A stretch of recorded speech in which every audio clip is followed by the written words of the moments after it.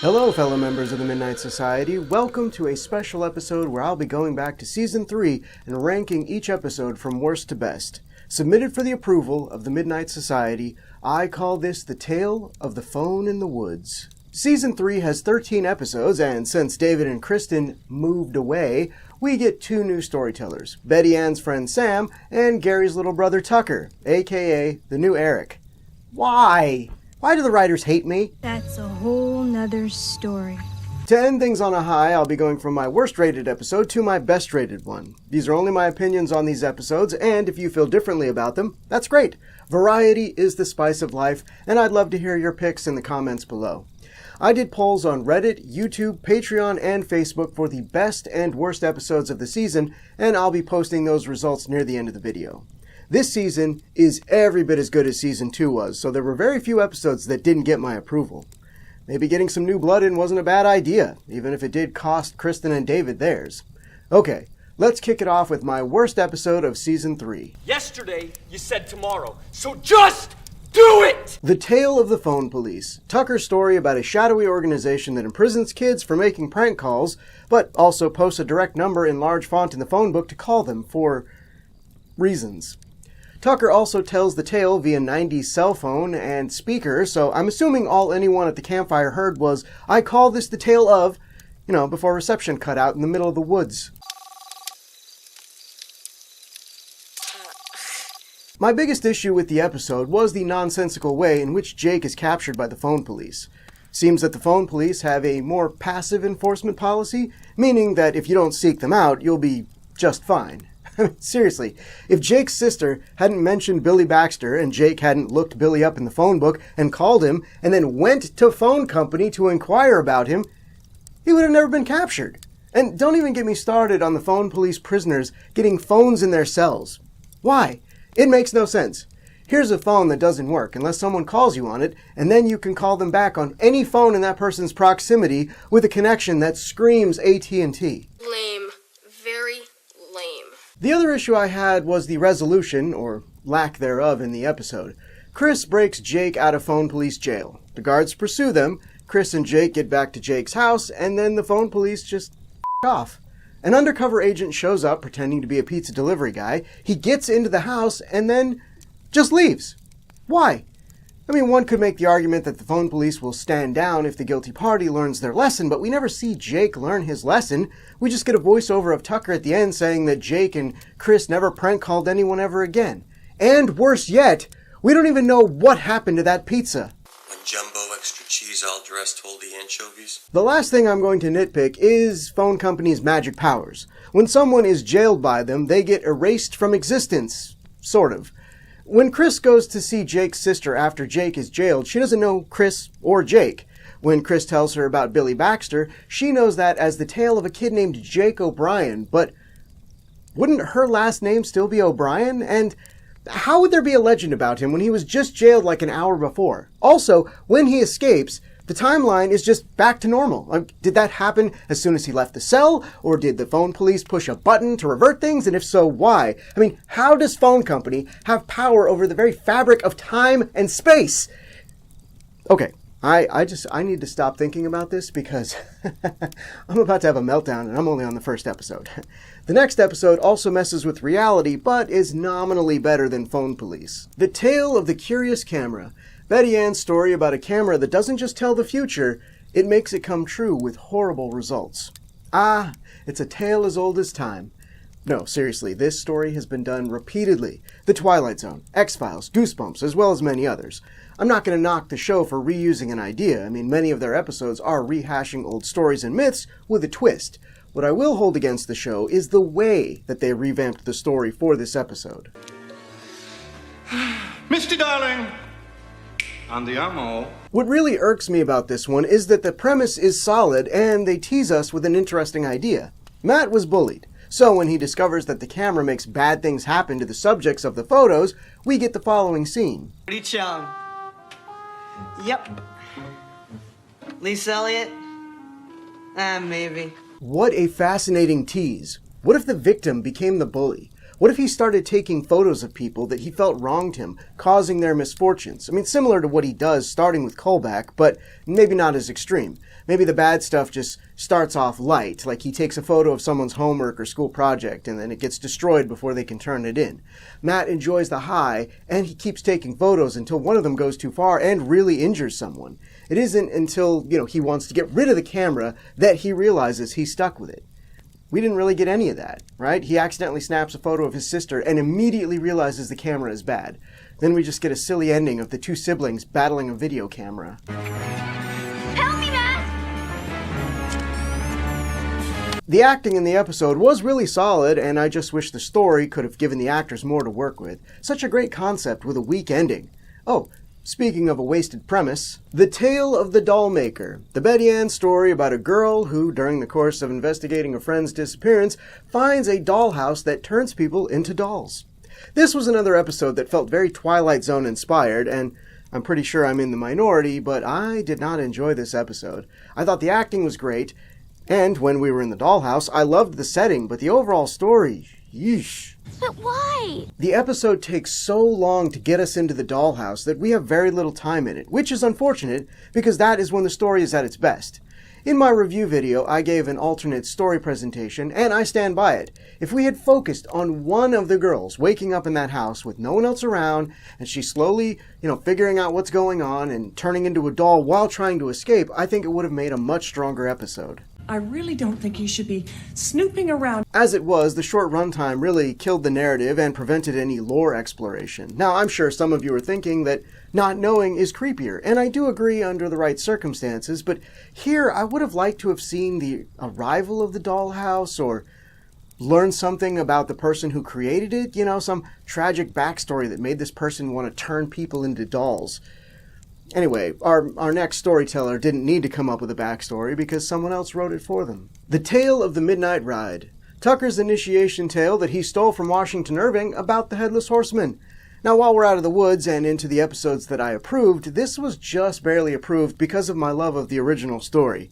New kid, Ian, aka Ichabod, has a crush on Katie, aka Katrina, and her ex, Brad, aka Brom, has a problem with it, so he pranks Ian with a fake Headless Horseman, only for the real horseman to show up. Now, the story does deviate from the original at this point, with Katie and Ian teaming up to take down the Headless Horseman, and, the ghost of Ichabod Crane also factors into it. I'm afraid I've lost my way in these wretched woods. I don't have an issue with adaptations of classic works, even when they take liberties with the source material, so long as they're well made and entertaining. The problem here is that Tucker is not just telling Washington Irving's tale. He's supposed to be telling his own tale inspired by the story. I would have way less of a problem with this episode if the writer leaned into that. Our main characters don't need to be just knockoffs of the story characters. Hey, we're twins. Great minds think alike. Let them be normal kids who just happen to live in Sleepy Hollow. In the course of the episode, have them discover that the story is true and a headless horseman haunts the nearby woods. The kids can discover some fake lore that Washington Irving got the story from first-hand accounts, right? They seek the help of the ghost of Ichabod Crane, who doesn't want to help at first because of his fear, but comes through in the end, allowing his spirit to pass on. Take care.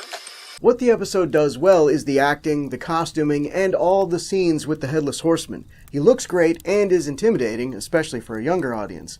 Ichabod Crane looked good, but as I said in my video review, I found his performance to be more that of Niles Crane than Ichabod. I'm sorry, Fraser, he sees things that others don't. I did genuinely enjoy the latter half of the episode when they went their own way with the story, but I had to put it at the bottom of my approved list for the lack of creativity in the first half.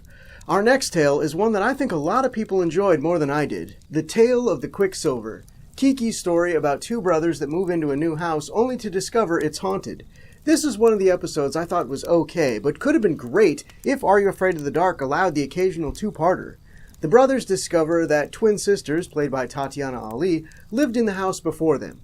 One sister got sick and believed a ghost was responsible. She tried to get rid of the ghost with a magic spell, but it went wrong and she burned to death in her room.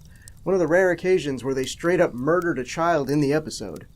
Respect. Are you a comedian? The younger brother also gets sick, and the kids realize that the ghost is still in the house. They try the ritual again, properly this time, and get rid of it for good. Or did they? No, they did. They did. Or did they? Yes. Yes, they did, okay? I'm 82% positive they did. Or did. The acting in the episode was solid, as was the ghost makeup, though I feel like they didn't use the ghost to its full potential. I mean, what really holds it back for me, though, is the lack of lore. We have so much stuff crammed into this 24-minute episode. Roughly 4 minutes were spent on the Midnight Society and the opening and closing credits. A minute 40 is the opening of the story where the sister is killed. We get our first ghostly encounter at the 5-minute marker. We don't make the connection about Connie and Laura until halfway into the episode. And when Aaron finally asked Connie what happened, we get a 2-minute scene with maybe 30 seconds of it giving us any backstory about the house/ghost. If this had been a two-parter, we could have spent more time on Doug getting sick and the ghostly encounters, but more importantly, we could have gotten more backstory on the ghost. We could have developed the relationship between Connie and Aaron as they investigate what Laura was trying to do when she died. I was wrong. I did it wrong. While poorly done magic cost Laura her life, our next episode features a man who never gets magic wrong. The Tale of the Carved Stone. Gary's story about a teen girl who travels back in time using a magic rock. Allison is new to town and has no friends. She finds herself in Sardo's magic mansion where he offers to sell her a popularity potion. She is pumped, but turns out that Sardo doesn't have a popularity potion. Instead, he sells her a friendship stone, which doesn't work as advertised, instead allowing the holder to travel through time via mirrors, where Allison makes a new friend. Huh. I guess it really was a friendship stone after all. See? I told you Sardo never gets it wrong. Have you seen our vomit? Well, almost never. Anyway, just like the last episode, I was torn on this one due to the runtime. If this were split into a two-parter, we could have really gotten into all the stuff that was established in the story. The stone, the evil order of time-traveling monks, and the plot point of Allison and Thomas becoming friends. They spend a mere 4 minutes of the runtime getting to know each other and becoming besties.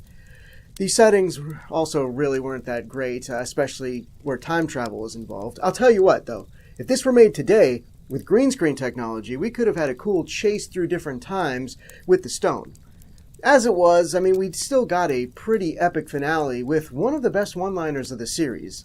Checkout time. What saves this episode is the acting. Everyone in it was great, especially Frank Gorshin of Batman 66 fame playing Septimus. He was over the top and downright sinister.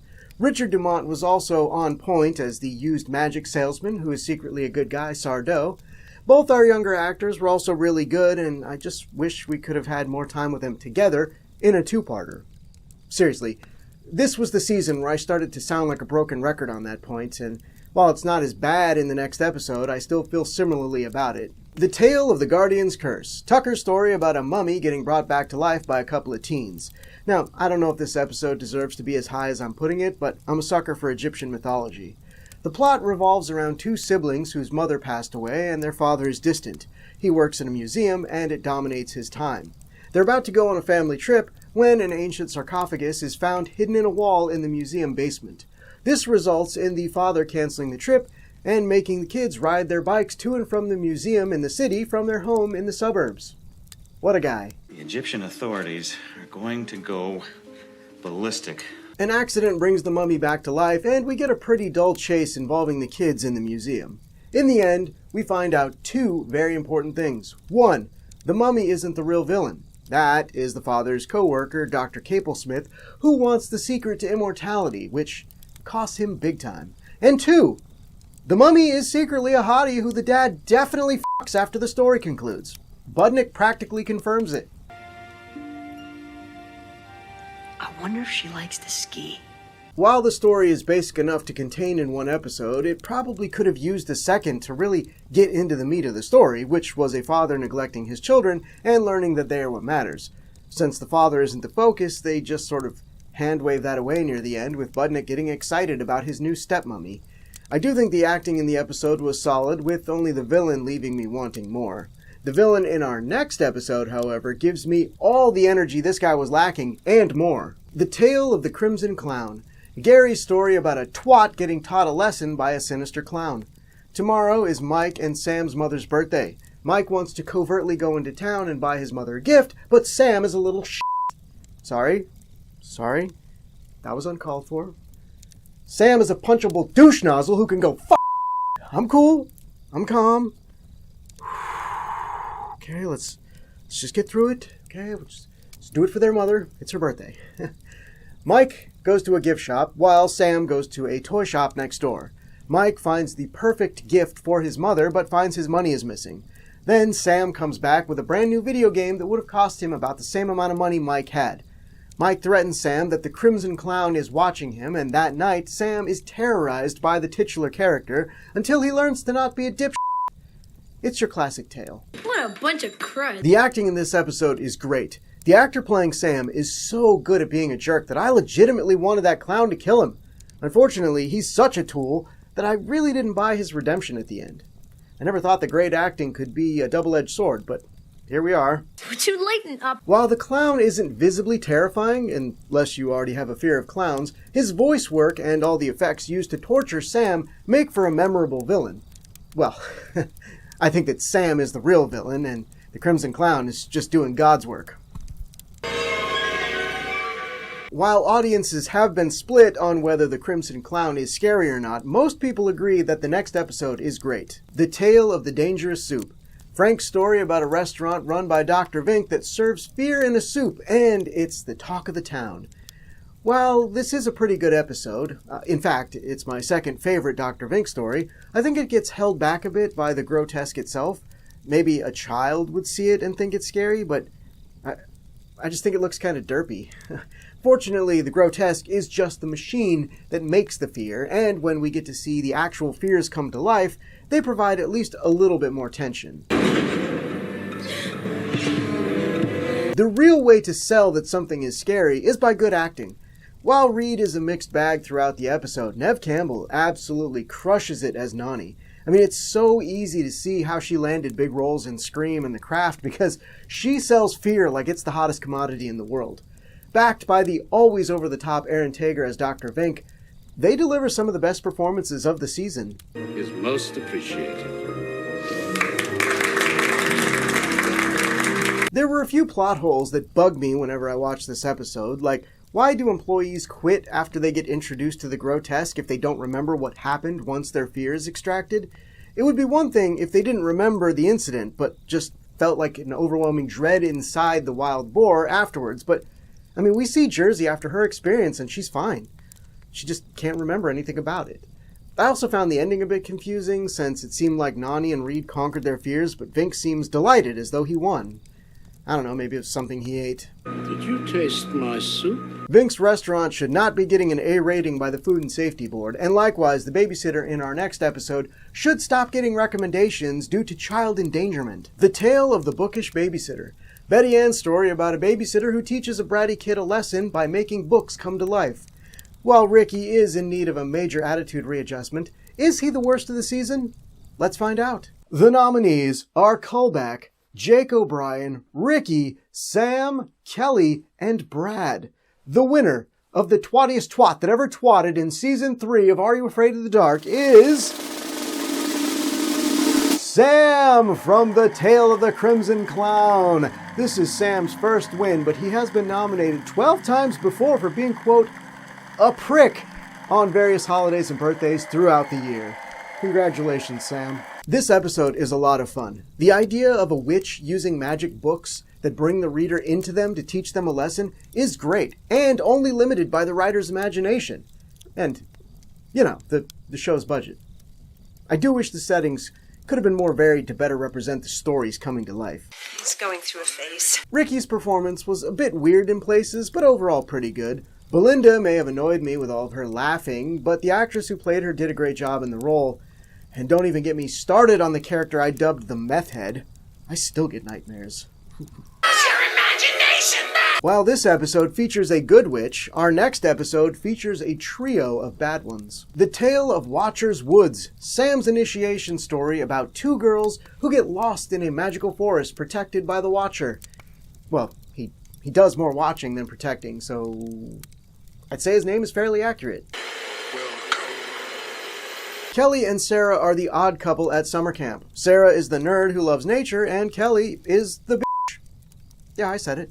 Don't get mad at me, I didn't write the episode. When the girls are paired up for an outing in the woods, Kelly takes Sarah's pack and tries to ditch her, getting lost herself via magical means. The girls are trapped by the Watcher, and 3 witchy ghosts the Watcher trapped in the woods a long time ago, and have to use the power of teamwork to escape. Sort of.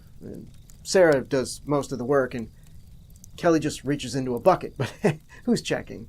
You're new, so I'll tell you. My main issue when I reviewed this episode was the Watcher. He serves no real purpose. I mean, sure, he trapped the 3 girls who became the hags for reasons, but he brings nothing else to the story. He mildly inconveniences Sarah when she goes to retrieve the hag's whistles, and that's it. I mean, the woods could have just been haunted. Magical, trapping the 3 girls' souls, causing them to turn into the ghostly hags. It would have been the same story with one less character, and we could have given the hags more screen time because they deserved it. Her memory's coming back. It was an episode with great production value and solid acting all around, though Sarah did have 1 or 2 odd scenes. My girl Jewel was amazing as Kelly, even if it did pain me to see her as such a jerk in the beginning. If I thought the acting in this episode was good, in my next pick, it's even better. The Tale of Apartment 214, Kiki's story about a lonely ghost who gets nasty if she's crossed. Hey, this should have been called The Tale of the Lonely Ghost, and David's story should have been called The Tale of the Little Ghost Girl who got locked in her room and died because her mom went out of town before making sure she got to her grandmother's house. Admittedly, that would be hard to fit on the screen over the shot of the fire. I loved this episode. From concept to execution, I thought they knocked it out of the park. Madeline was phenomenal. She was your standard sweet old lady who's just looking for a friend, but when she gets vexed, holy shit was she terrifying. The effects crew also deserves a shout out for this episode's successes as well. They gave us a lot of atmosphere and really sold the ghostly scenes with the lighting and sound.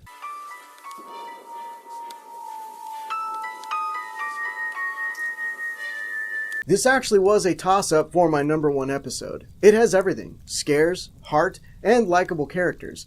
What gave it the number 2 spot is the acting, because my number 1 has the best acting in the entire series as far as I'm concerned. The Tale of the Dream Girl, Sam's story about a teen boy being haunted by the girl of his dreams. The only complaint I had about this ghost story was that we didn't capitalize on any scares. Johnny, just like the audience, doesn't realize that he's a ghost, so when Donna starts making ghostly appearances, I wish they would have leaned into the horror side of things to create some tension. Beyond that, and the weird diner scene, I love this story.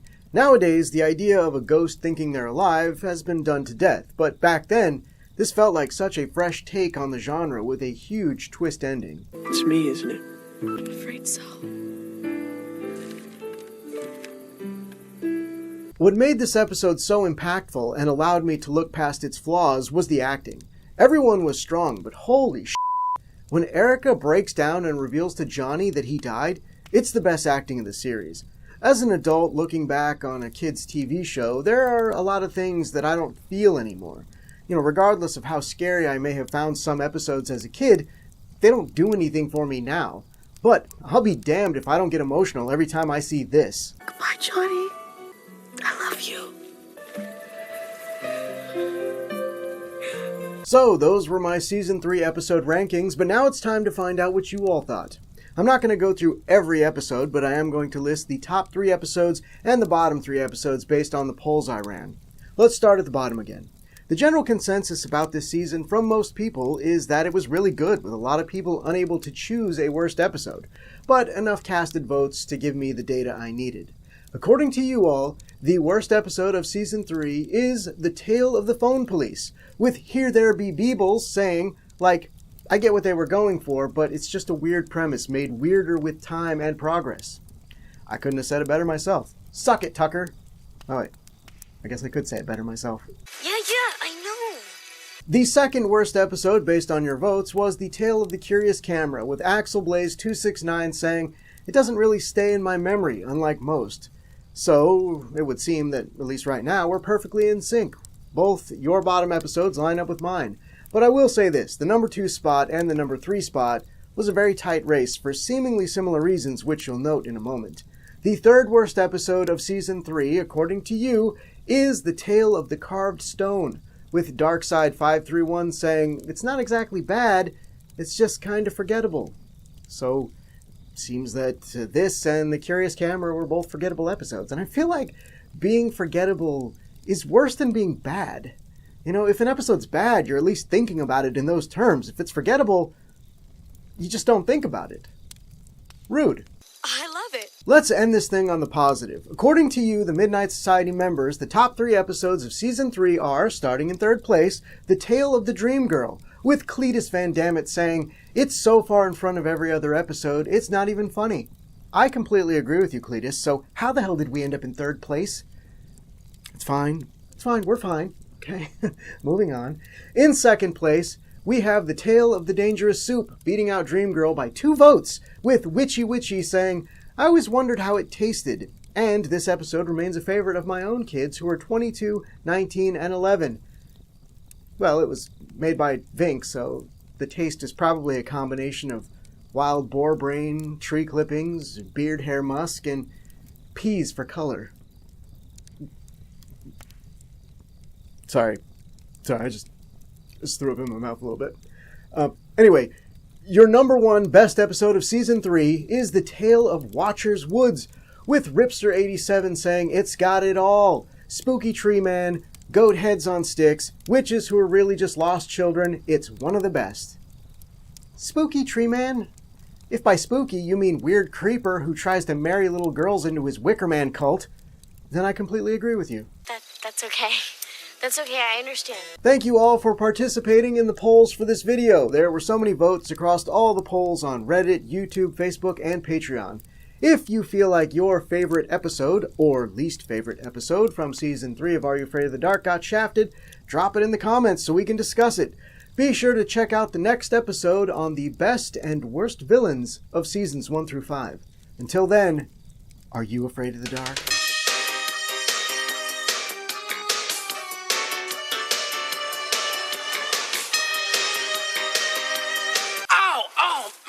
Mercy. Thanks for watching, everyone. If you enjoyed the video, give it a like and a share. Don't forget to subscribe and click that bell icon to be notified when more of these videos go up. And if you've already done all that, give yourselves a round of applause. You've earned it. Your award is in the mail.